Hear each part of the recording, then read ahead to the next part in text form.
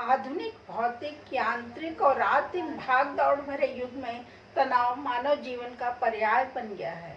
वह हम सबकी मानसिक शांति भंग तो करता ही है, 80% से अधिक रोगों को भी जन्म दे रहा है। इन स्थितियों में हमें तनाव के वास्तविक कारणों का ज्ञान होना बहुत आवश्यक है, ताकि समय रहते हम इन कारणों को दूर कर सकें।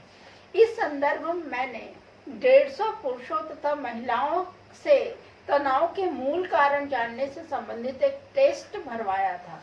प्रतिभागियों में शिक्षित, अशिक्षित, नगरीय, ग्रामीण, श्रमिक, किसान, विद्यार्थी, नौकरी पेशा वाले और सेवानिवृत्त व्यक्ति भी थे।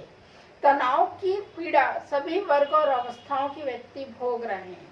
अतः हमने प्रतिभागियों का चयन आयु की सीमा किशोरावस्था से लेकर वृद्धावस्था तक रखी और चयन रैंडम के आधार पर किया।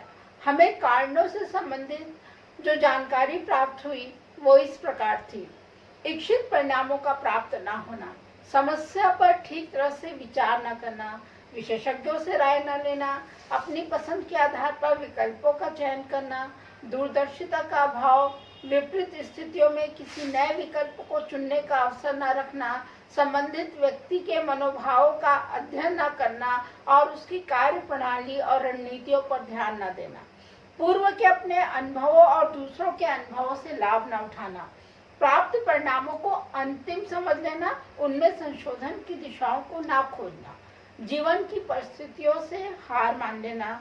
जीवन एक खेल है, इसमें हार जीत तो होती रहती है। इस सिद्धांत के विपरीत हर असफलता को दुखद समझना, परिस्थितियों से हार कर पलायन का मार्ग चुनना, प्राप्त परिणामों के पक्ष विपक्ष पर विचार विमर्श न करना, परिस्थितियों से अकेले जूझते रहना, अपने शुभ चिंतकों से परामर्श और सहयोग न लेना, हर कार्य के संबंध में अंतिम निर्णय लेते समय कुछ विकल्पों को अप्रत्याशित स्थिति के लिए तैयार न रखना, इस पराजय को अपनी प्रतिष्ठा और आत्मसम्मान से जोड़ लेना, सदा यह सोचना कि दूसरे लोग मेरे संबंध में क्या सोचते होंगे, यह सोचकर तनावग्रस्त रहना, हर कार्य को भावावेश में आकर तत्काल बिना कारण पर विचार किए आरंभ कर देना और असफल होने पर उसे तुरंत ही छोड़ देना। तनाव का कारण अर्थाभाव भी हो सकता है। समय पर शासकीय सहायता, पेंशन, मजदूरी आदि न मिलना और उसके लिए चक्कर काटते रहना, महत्वपूर्ण विषयों पर भी परिवार के सदस्यों का सहयोग न मिलना आदि। तनाव से मुक्ति के उपाय भी हैं। पहला है शीतलीकरण की क्रिया करना।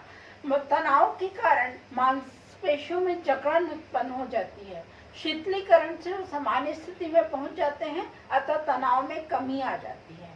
समस्या का विश्लेषण और समाधान की दिशाओं की खोज तथा उस दिशा में प्रयत्न आरंभ करना, विशेषज्ञों या मनोवैज्ञानिकों से परामर्श करना, अपने मित्रों या हित चिंतकों से उस संबंध में चर्चा करना, उनकी सहायता लेना, मन का विकेंद्रीकरण करना अर्थात मन को अन्य कार्यों में व्यस्त रखना। इसके लिए हम योग की पद्धतियों का भी सहारा ले सकते हैं, जैसे कि अंतर्मौन और चिदाकाश धारणा, या मनपसंद किसी पुस्तक का पाठन भी कर सकते हैं, या अपने मनपसंद गाने या टीवी पर मनपसंद सीरियल भी देखे जा सकते हैं, या फिर किसी एक वस्तु पर अपने मन को केंद्रित भी किया जा सकता है।